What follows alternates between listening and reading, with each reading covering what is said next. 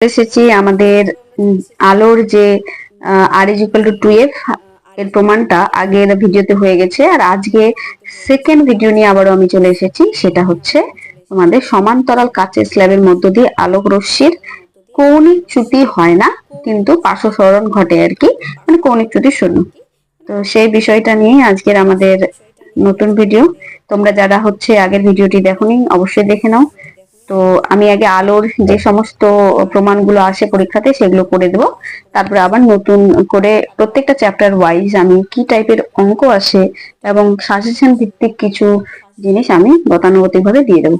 সুতরাং তোমরা যারা আমার চ্যানেলটির ভিডিও দেখছো, তোমরা সাবস্ক্রাইব করছো না, তোমরা অবশ্যই সাবস্ক্রাইব করে নাও, কারণ টাইম টু টাইম ভিডিও তোমরা তাহলে খুব সহজে পেয়ে যাবে। তো চলো তাহলে শুরু করি আমাদের আজকের টপিক। আজকে আমাদের প্রথম যে জিনিসটা আমরা দেখব, সমান্তরাল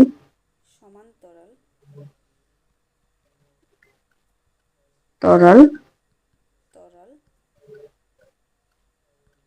কাচের স্ল্যাবের মধ্যে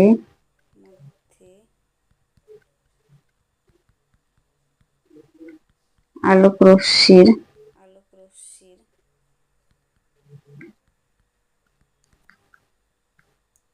কৌণিক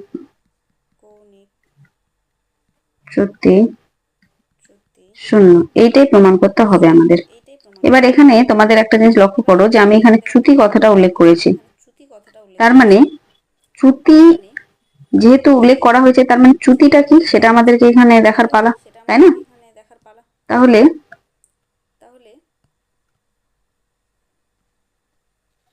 চ্যুতি কি জিনিস আগে আমরা সেটা দেখে নেবো, ঠিক আছে? প্রথম জিনিস যেটা আমরা দেখবো আগে চ্যুতি, তারপরে আমি প্রমাণটাতে যাচ্ছি। তো দেখো আমাদের আলোর দুই ধরনের ঘটনা ঘটে যদি দেখো তোমরা, তাহলে একটা হচ্ছে কি প্রতিফলন, ঠিক আছে, আর একটা হচ্ছে কি প্রতিসরণ, ঠিক আছে, রিফ্লেকশন, আর আরেকটা হচ্ছে রিফ্রাকশন। ঠিক আছে, রিফ্লেকশন জিনিসটা কি? যখন তুমি কোনো জিনিসকে দেখতে পাচ্ছ, মানে একটা জায়গা থেকে আলো, সেই আলোটা হচ্ছে নিজস্ব হতে পারে অথবা আমাদের ধার করা আলো হতে পারে, ঠিক আছে। সপ্রভ অপ্রভ বস্তু তোমরা জানো, যে বস্তুটার নিজস্ব আলো আছে তারা সপ্রভ, যাদের নিজস্ব আলো নেই তারা হচ্ছে কি অপ্রভ।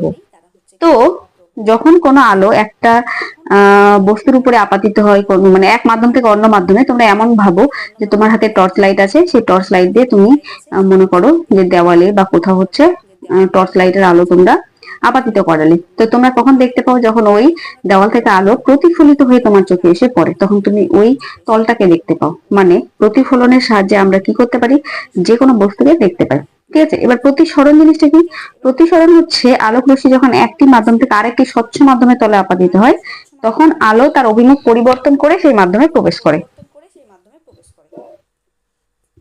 ফলে আলোক রশ্মি যে বেঁকে যায়, এর ফলে কি আমরা অরিজিনাল বস্তুটাকে না দেখতে পেয়ে আমরা দেখতে পাই হচ্ছে তার প্রতিবিম্বকে।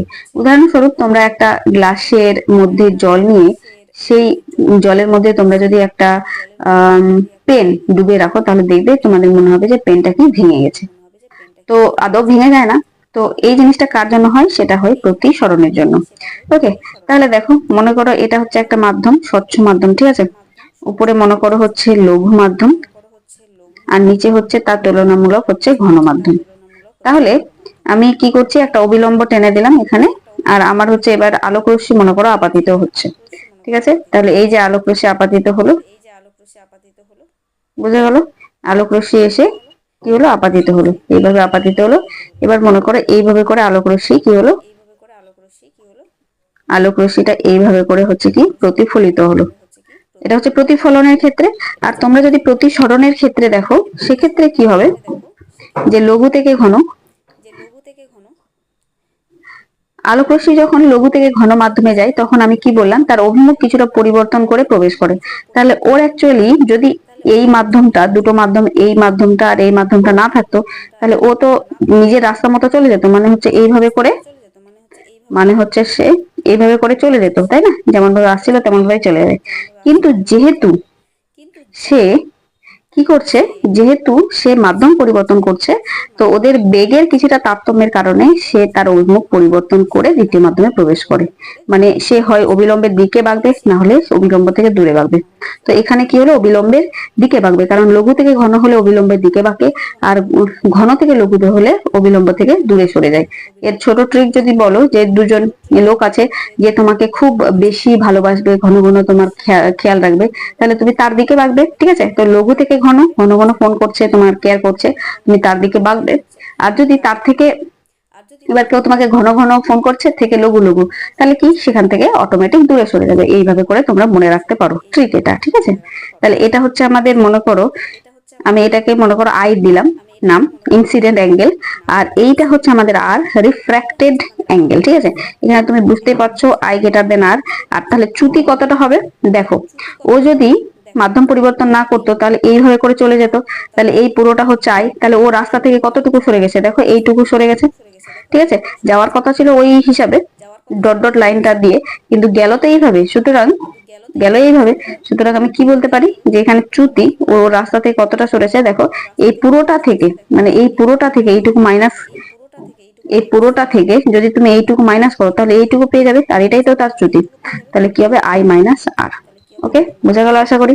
আর একইভাবে যদি এই মাধ্যমটাই কেমন হয়, মনে করো যে এটা হচ্ছে আমার মাধ্যম, এবার হচ্ছে আমাদের কি আলোক রশ্মি, মনে করো এটা হচ্ছে অবিলম্ব। ঠিক আছে, এবার মনে করো যে আলোক রশ্মি আসলো, আপাতিত হলো, আর হচ্ছে ও যদি কোনো মাধ্যম পরিবর্তন না হলো তো এইভাবে চলে যেত। এবার আমি ধরে নিলাম যে এটা হচ্ছে আমাদের কি তুলনামূলক, দেখো এটা হচ্ছে আমাদের কি ঘন মাধ্যম, আর তুলনামূলক এটা হচ্ছে লঘু মাধ্যম। বুঝে গেল? তো এই ক্ষেত্রে কি হবে, সে অবিলম্ব থেকে দূরে সরে যাবে, ঘন থেকে লঘু। ঠিক আছে, তো অবিলম্ব থেকে যদি দূরে সরে যায় তাহলে কি হবে আমাদের দেখি, অবিলম্ব থেকে মনে করো দূরে সরে গেল, তাহলে ও এইভাবে চলে যাবে। ঠিক আছে, তাহলে এক্ষেত্রে তুমি দেখো এটা হচ্ছে আমাদের আই, আর এইটা হচ্ছে আমাদের আর, তাহলে ও রাস্তা থেকে কতটা সরে গেছে, এইটুকু, কারণ এই জায়গাটুকুই তো ও চেঞ্জ করেছে। তো সেক্ষেত্রে এখানে ডেল্টা ইজ ইকুয়াল টু হবে আর মাইনাস আই, কারণ এখানে আর গ্রেটার দেন আই হয়। বুঝা গেল? এই ছোট দু একটা জিনিস মনে রাখবে, এই দুটো জিনিস মনে রাখলে এবার আমি কাঁচের স্ল্যাবে চলে যেতে পারবো। ঠিক আছে, মানে আপাতন, তাহলে ফাইনালি আমি কি পেলাম, চ্যুতি ইজ ইকুয়াল টু, মানে যেটা বড় হবে আপাতন হতে পারে অথবা প্রতিসরণ হতে পারে, আপতন কোণ মাইনাস প্রতিসরণ কোণ। বোঝা গেল? অথবা অন্য হতে পারে, এটা তোমাদের আমি বুঝিয়ে দিলাম যে কিভাবে প্রতিফলিত বা আপাতিত হলে সেই হিসাবে হবে। ওকে, তাহলে এবার আমাদের যে টপিকের জন্য আজকে এখানে মানে ভিডিও বানানো, সেই টপিকে চলে গেলাম। তো সেটা হচ্ছে সমান্তরাল কাচের স্ল্যাবে আলোক রশ্মির কৌণিক চ্যুতি শূন্য, মানে ডেল্টার মানটা শূন্য। আচ্ছা দেখো তাহলে কি বললাম, তাহলে আজকের টপিক হচ্ছে আমাদের কি, সমান্তরাল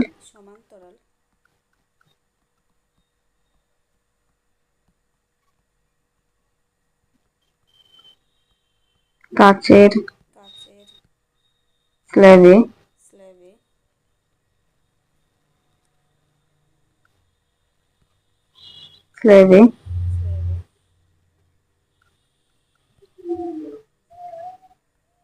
আলোক রশ্মির কৌণিক চ্যুতি কি হবে, শূন্য হবে। বুঝা গেল? তো ওকে, তাহলে আমি শুরু করছি আজকের টপিক। তো প্রথমত আমি এটা কাচের তৈরি, তোমরা বুঝেই গেল। তাহলে আমার এখানে তোমরা যদি লক্ষ্য করো, তাহলে এটা হচ্ছে আমাদের বায়ু মাধ্যম, তার মানে লঘু মাধ্যম। ঠিক আছে, আর এটা কাচের যেহেতু তৈরি, তাহলে এটা ঘন মাধ্যম। ঠিক আছে, এটাকে আমি এয়ার বলে দিলাম, মানে বায়ু, আর এটাকে গ্লাস মানে হচ্ছে কাচ। ঠিক আছে, তো আলোক, মনে করো এখানে কোথাও কোনো একটা আলোক রশ্মি তোমার হচ্ছে, মনে করো, আচ্ছা তার আগে আমি এখানে একটা অবিলম্ব টেনে নিলাম। ঠিক আছে, কারণ না হলে আমি আপাতন কোণ আর প্রতিসরণ কোণ বুঝতে পারবো না। তাহলে মনে করো এখানে একটা আলোক রশ্মি আসলো, ওকে, এইভাবে করে, এই মনে করো তোমার আলোক রশ্মি। ঠিক আছে, যদি হচ্ছে এটা না থাকতো তাহলে তোমাদের কি আলোক রশ্মিটা এইভাবে করেই চলে যেত। কিন্তু যেহেতু সে লঘু লঘু থেকে ঘন মাধ্যমে যাচ্ছে, এখনই আমি বললাম যে তার বাঁক ঘটবে কোথায়, অবিলম্বের দিকে। তাহলে সে এইভাবে করে এই অবধি আসবে। এবার যখন এই অবধি আসবে সঙ্গে সঙ্গে আবার কি, এবার কি চাইবে,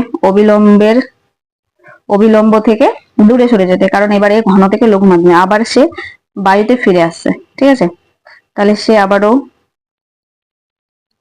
দেখো সে হচ্ছে এইভাবে করে চলে যাবে। ঠিক আছে, তাহলে এই হচ্ছে 3 ভাবে আলোক রশ্মিটা আসছে, এখান থেকে আসলো, তারপর হচ্ছে এখান থেকে এখানে গেল, তারপরে এইভাবে। তাহলে দেখো এখানে নামগুলো দিয়ে দিই। এটাকে আমি বললাম I1, ঠিক আছে, এইটাকে আমি বললাম R1, এইটাকে আমি বললাম R2, আর এইটাকে আমি বললাম I2। বোঝা গেল? কাঁচের স্ল্যাবটার নাম দিয়ে দিই A, B, C, D। বোঝা গেল? অবিলম্ব গুলোর নাম দিয়ে দিই N, N1, তারপরে M, M1। ওকে, চলো শুরু করি তাহলে। এবার যা লিখেছি সেটাকে একটু করে ভাষা দিতে হবে, তোমরা বুঝতে পেরেই গেছো আশা করি। তাহলে সেই জিনিসটা লিখবো আমি, কি ধরি, কি A, B, C, D একটি কি সমান্তরাল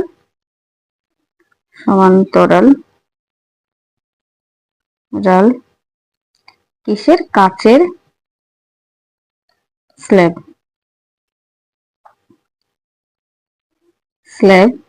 যার এবি তলে, আচ্ছা আমি আলোক রশ্মিটার নাম দিইনি, তো পি, কিউ, আর, এস। ঠিক আছে, যে যার মতো দিতে পারো। তলে পি কিউ আলোক রশ্মি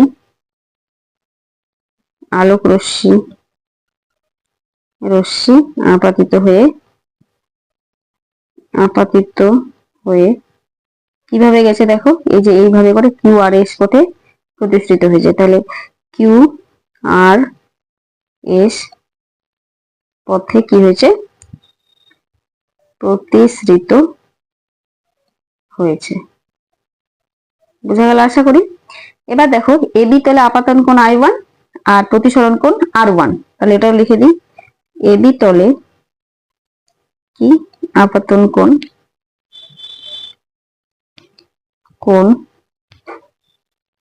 I1 ও প্রতিসরণ কোণ কত হবে, আমি এখানে ধরেছি R1। তাহলে আমি এবি তলে এবার কি স্নেলের সূত্রটা লাগাচ্ছি। ঠিক আছে, তাহলে আমি কি করব এবার, এবি তলে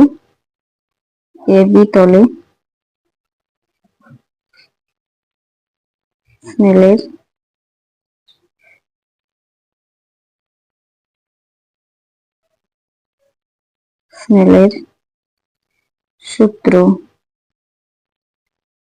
থেকে পাই, কি পাই দেখো। আচ্ছা আমরা কি জানি, sine i by sine r, তাহলে sine I1 divided by sine R1 is equal to, কোথা থেকে কোথায় যাচ্ছে, এ আর থেকে গ্লাসে, তাহলে কি হবে এ মিউ জি। এর মানে হচ্ছে আলোক রশ্মিটা বায়ু থেকে কাছে যাচ্ছে। ওকে, এটাকে 1 নং সমীকরণ নাম দিয়ে রেখে দিলাম। এবার নেক্সট আমি ডিসি তলে, ঠিক আছে, একইভাবে ডিসি তলে করব। তাহলে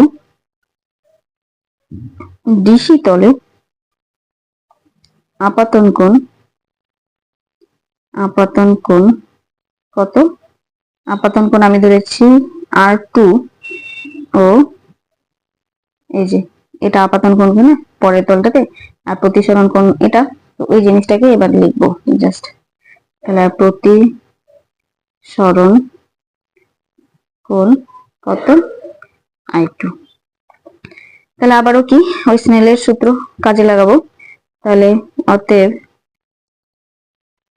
স্নেলের সূত্র থেকে পাই,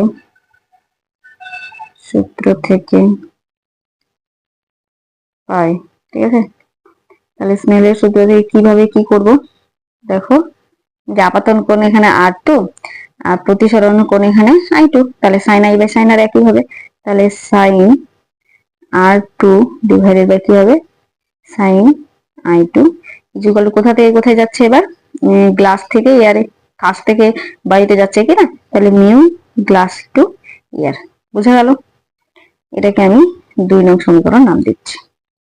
এবার নেক্সট এখান থেকে কি করতে পারি দেখো, নেক্সট এখান থেকে যেটা করতে পারি যে ডিসি তলে তো এবার দেখো যে আমি এখানে এই যে এটা আর এটা হচ্ছে অবিলম্ব কার উপরে, এই যে এই তলটার উপরে আর এই তলটার উপরে। তাহলে যদি সমান্তরাল হয়, যেহেতু এটা সমান্তরাল কাজের স্ল্যাব, এ বি সমান্তরাল বিডি, যেহেতু এখানে এ বি সমান্তরাল ডিসি, সুতরাং এম এন ওয়ান সমান্তরাল এম এম ওয়ান হবে। আর এখানে দেখো কিউ আর হচ্ছে ভেদক, বলা যায় তো অবশ্যই। তাহলে আমি এখান থেকে একটা জিনিস তো লিখতেই পারি। আচ্ছা, এখানে আমি ভাগ করে দিলাম।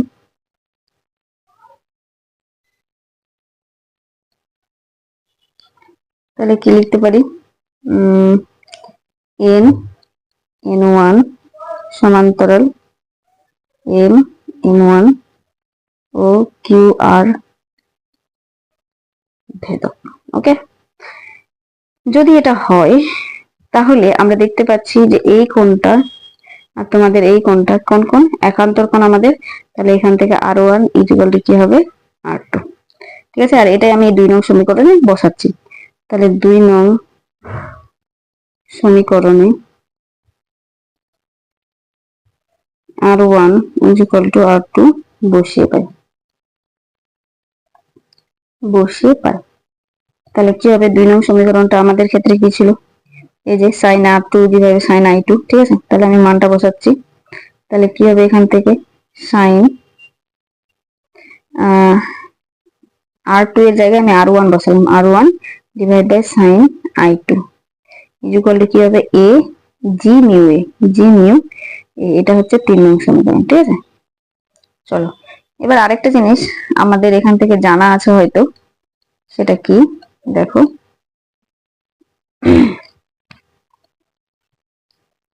আমরা জানি কি জানি, a mu g equal to 1 by g mu. মানে হচ্ছে ইয়ার থেকে গ্লাসে যাওয়া আর গ্লাস থেকে ইয়ারে যাওয়ার ক্ষেত্রে উল্টো, তো উল্টো তো আবার ইয়ার থেকে গ্লাসই হলো 1 বাই যেহেতু, সুতরাং এটা ইকুয়াল টু এটা হয়। ঠিক আছে, তাহলে এ mu G into G mu A equal to 1 বলা যায়। আর তোমরা জানো যে আমি এদের ভ্যালুটা বের করে রেখেছি। এ মিউ জি এর মানটা কত, এই যে দেখো এ মিউ জি এর মানটা এখানে বের করে রাখা হয়েছে। তাহলে কি হবে, sine I1 divide by sine R1।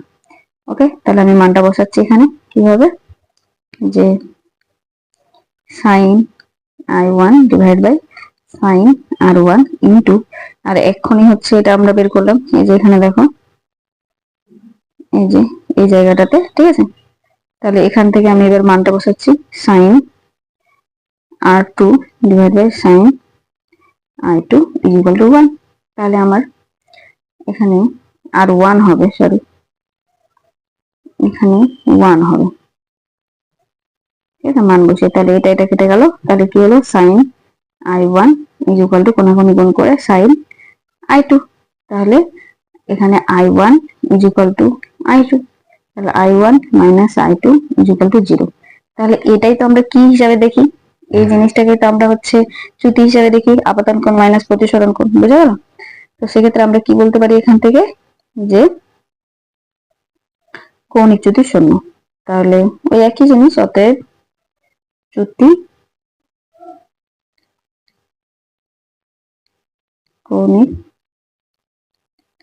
চ্যুতি কি হবে, শূন্য হবে। ঠিক আছে, প্রমাণিত। এটাই আসে আমাদের পরীক্ষাতে। কিন্তু এক্ষেত্রে কিন্তু কৌণিক চ্যুতি শূন্য হলেও একটা জিনিস মাথায় রাখতে হবে, এখানে কৌণিক চ্যুতি শূন্য হলেও কিন্তু এখানে কিছুটা রৈখিক চ্যুতি তোমরা পাবে। কেন